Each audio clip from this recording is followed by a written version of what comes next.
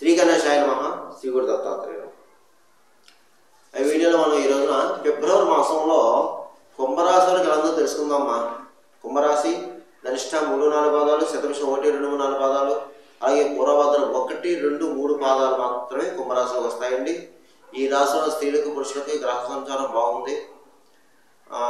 గతంలో కాస్త ఇబ్బంది పడ్డారు, కానీ ఈ మాసం బాగుందండి. ఫిబ్రవరి మాసం బాగుంది. అన్ని రంగాల వారికి అన్ని విధాలా యోగదాయకంగా ఉంది. అయితే ఒక ఆరోగ్య విషయంలో మాత్రం జాగ్రత్త అండి. కుంభరాశి వారు ఆరోగ్య విషయంలో జాగ్రత్త అండి. ప్రయాణ విషయంలో జాగ్రత్త. ఇంత కొత్త వాళ్ళతో జాగ్రత్త. ఎవరు దాంట్లో కూడా ఏరు పెట్టద్దు మీరు, లేదా ఇబ్బంది పాలవుతారు.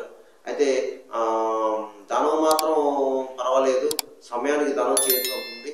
కాకపోతే ధనం పెట్టుబడి పెట్టేటప్పుడు కూడా ఇన్వెస్ట్ చేసేటప్పుడు ఏ విధంగా ఇన్వెస్ట్ చేసేటప్పుడు జాగ్రత్తగా చూసుకుని ఇన్వెస్ట్ చేయండి, లేదంటే ఇబ్బంది అవుతుంది.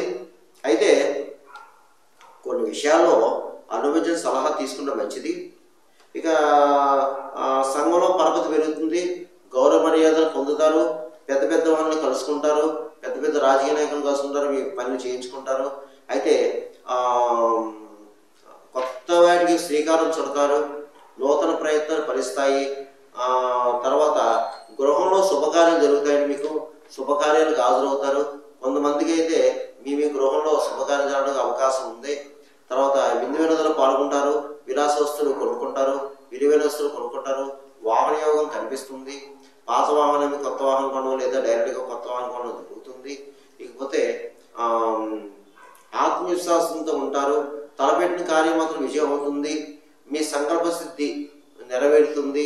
అలాగే ఎప్పటి నుంచో ఎదురు చేసే వ్యవహారం, ఒక వ్యవహారం, పెండింగ్ ఉన్న వ్యవహారం సక్సెస్ అవుతుంది. అనుకోకుండా అదృష్టం తలుపుకూడదని చెప్పుకోవచ్చు. మీకు ఏం పర్వాలేదు. కాకపోతే ఏంటంటే ఈ మాసం మీరు అబద్ధ సాక్ష్యం చెప్పడం, సాక్షి సంతకం చేయడం ఇలాంటివి చేయకూడదు. అలాగే పెద్దవాళ్ళని గౌరవించండి. గురువుని, బ్రాహ్మణుల్ని దూషించొద్దు. దయచేసి వారిని కూడా గౌరవించండి. ఏ విధమైన చెడు కామెంట్లు చెయ్యకూడదు. లేకపోతే చాలా ఉత్సాహంగా ఉంటారు, మీరు మనోధైర్యంగా ఉంటారు, మనోనిబ్బరంగా ఉంటారు. చాలా బాగుంది. అన్ని విషయాలు బాగున్నాయండి. తర్వాత మీకు తీర్థయాత్రలు చేస్తారు. తర్వాత చక్కగాని ప్రయాణాలు చేస్తారు. అయితే ప్రయాణం చేసేటప్పుడు మాత్రం భగవన్నామస్మరణ చేసి వెళ్ళండి.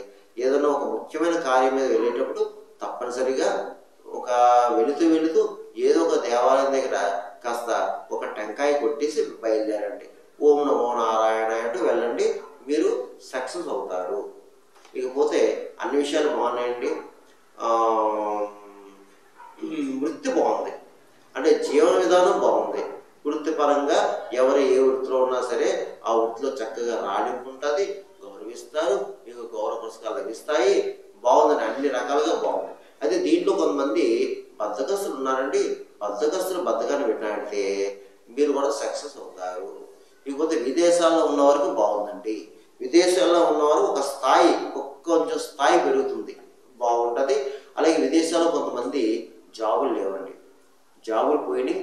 అయితే ఇప్పుడు మీరు ప్రయత్నం చేసుకోండి. ఆల్రెడీ మీరు ప్రయత్నంలో ఉన్నారు, కానీ సక్సెస్ అవుతారు, జాబ్ వస్తుంది. ఈ మాసం మీకు జాబ్ వస్తుంది.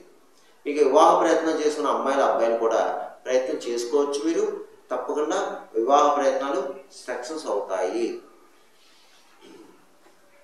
ఇక రియల్ ఎస్టేట్ రంగంలో బాగుంది, స్పెక్యులేషన్ లాభిస్తుంది, మోటార్ ఫీల్డ్ వరకు బాగుంది, ప్రైవేట్ కన్స్ట్రక్షన్ బాగుంది. అలాగే సినిమా టీవీ రంగంలో ఉన్న వారికి కూడా బాగుందండి. మంచి సువర్ణ అవకాశాలు వస్తాయి మీకు. రాజకీయ నాయకులు కూడా బాగుందండి. అయితే రాజకీయ నాయకులు ప్రయాణం విషయంలోనే, ఆరోగ్య విషయంలో మాత్రం జాగ్రత్త అండి. ఆరోగ్య విషయంలో, ప్రయాణ విషయంలో జాగ్రత్త. మిగతా విషయాలన్నీ బాగున్నాయి. చక్కగా ప్రజలకు కావాల్సిన పనులను చేసి పెడితే మీరు ప్రజల్లో మంచి గౌరవ మర్యాదలు పొందుతారు. మీకు మంచి గౌరవ మర్యాదలు జరుగుతాయి, సన్మానాలు జరుగుతాయండి. అలాగే అయితే మీకు కాస్త నరపీడ, నరఘోష కనిపిస్తుంది. ఏంటంటే శత్రువులు ఉంటారు. మీకు డబ్బులు మంచినీళ్ళ ఖర్చు అవుతుంది. అదొకటే, జాగ్రత్తగా ఉండండి. ఇక వ్యాపారస్తులకి బాగుంది, అన్ని రకాల వ్యాపారస్తులకి బాగుంది. చక్కగా వ్యాపారం జరుగుతుంది. జాయింట్ వ్యాపారస్తులకి బాగుంది.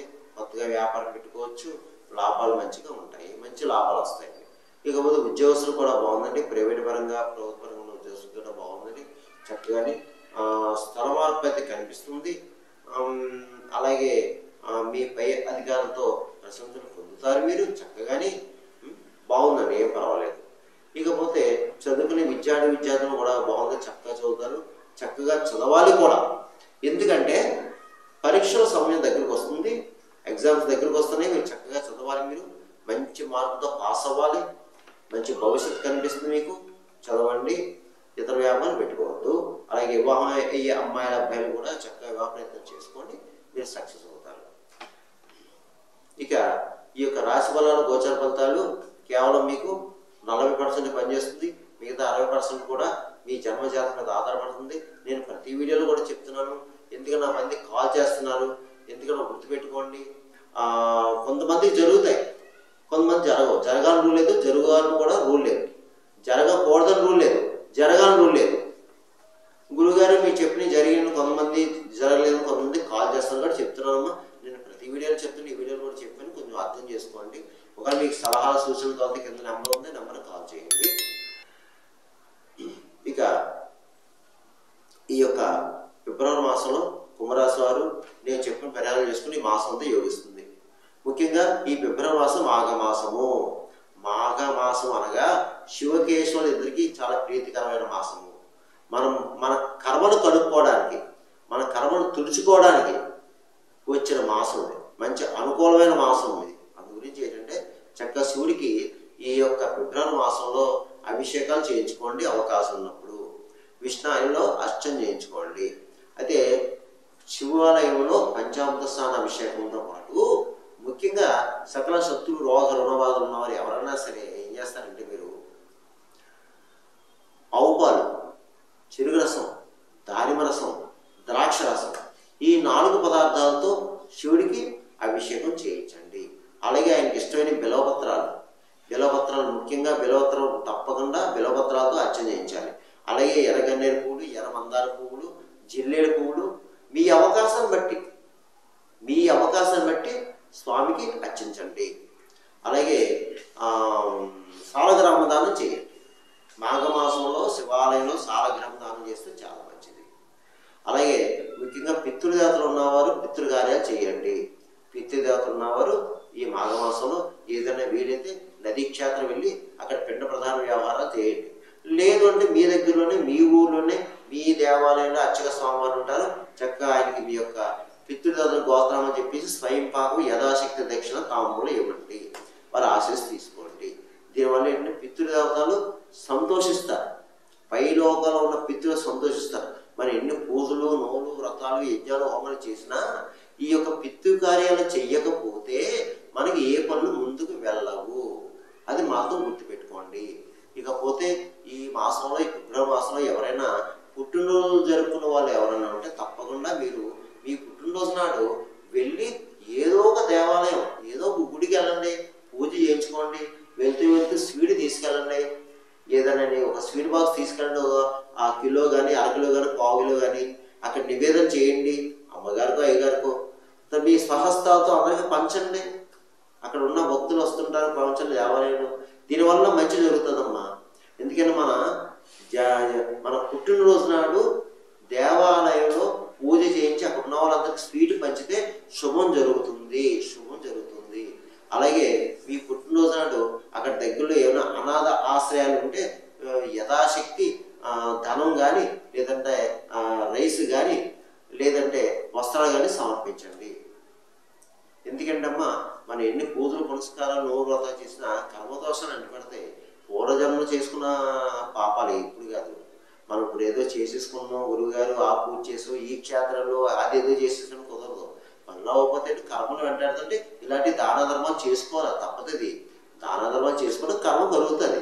అప్పుడు మీరు మీ తర్వాత తరవాళ్ళు బాగుంటారు. అది మాత్రం గుర్తుపెట్టుకోండి. ఇకపోతే ఈ మాసంలో ముఖ్యంగా సత్యనారాయణ స్వామి వ్రతం చేయించుకోండి. సత్యనారాయణ స్వామి వ్రతం చేయించుకోవాలి మాసంలో. వీలైతే ఇంట్లో చేసుకోండి. అయ్యగారు పిలిచి నలుగురికి భోజనం పెట్టండి. లేనివారు దేవాలయంలో చేస్తారు, ప్రతి దేవాలయంలో చేస్తారు, చేయించుకోవడానికి చక్కగా. అలాగే నదీ స్నానం చేయండి మాఘమాసంలో, చాలా మంచిది. ఎందుకంటే కర్మ కలుగుతుంది, మంచి ఫలితాలు ఉంటాయి. నదీ స్నానం చేయండి. ఏదైనా నది, పుణ్యనది